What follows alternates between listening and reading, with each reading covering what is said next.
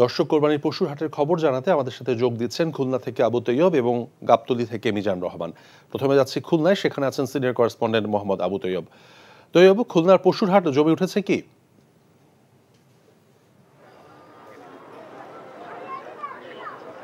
জি মীর তৌফিক, আপনি একটু আগে খবরে যেমনটি বলছিলেন যে প্রত্যেকটা হাটিতে বেশ ওই যে উপচে পড়া ওই যে পশু আসছে। আমি এখন রয়েছি খুলনা সিটি কর্পোরেশনের ওই জোড়াগেটের একমাত্র পশুর হাটে। এখানে কিন্তু গতকাল রাত হতে প্রচুর পরিমাণ আপনার গরু ছাগল এসেছে, কিন্তু এখন পর্যন্ত সেইভাবে কিন্তু কেনা বেচা শুরু হয়নি। তবে এরা কর্তৃপক্ষ আশা করছেন আজকে রাত থেকে কিন্তু কেনা বেচা হবে।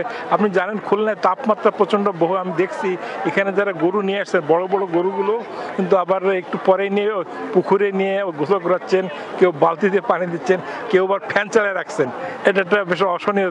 আর একটা কথা বলতে হয়, এখানে যে বড় গরুর এবার মনে হচ্ছে দাম একটু কম মনে হচ্ছে।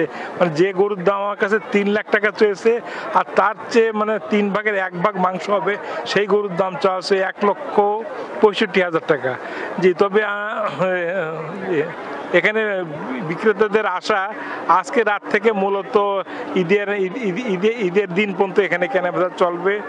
ওই বিপুল পরিমাণ এখানে পশু আসছে। যে আপনি এখানে জানেন যে জোড়াগেট পশুর হাট, এটা ছেড়ে 7 নম্বর ঘাট, ওদিকে ওই 4 নম্বর ঘাট, নদীর ঘাট সম্পূর্ণ এলাকা, এবং এই এলাকাতে কিন্তু যশোর, বাগেরহাট, সাতক্ষীরা, নড়াইল এলাকা থেকে ওই যে পশু এখানে আসে। সব মিলে এক কথা বলা যায় যে এখনো মানে সবকিছু প্রস্তুত, শুধু ক্রেতারাই আসলে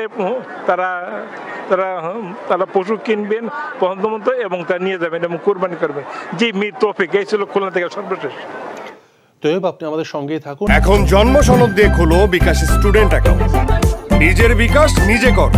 যাচ্ছি গাবতলী হাটে সিনিয়র করেসপন্ডেন্ট মিজান রহমানের কাছে। মিজান, গাবতলী হাটে বিক্রি কেমন দেখছেন, আর কোন সাইজের গরুর চাহিদা বেশি?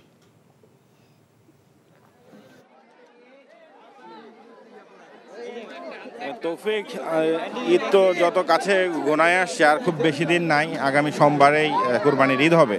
সেই কারণেই আজকে সকাল থেকেই এই যে স্থায়ী হাট, তারপরেও কোরবানির এই যে গাবতলীর হাটে কিন্তু অনেক বেশি পরিমাণে ক্রেতা এবং বিক্রেতা, প্রচুর পরিমাণে গরুও রয়েছে।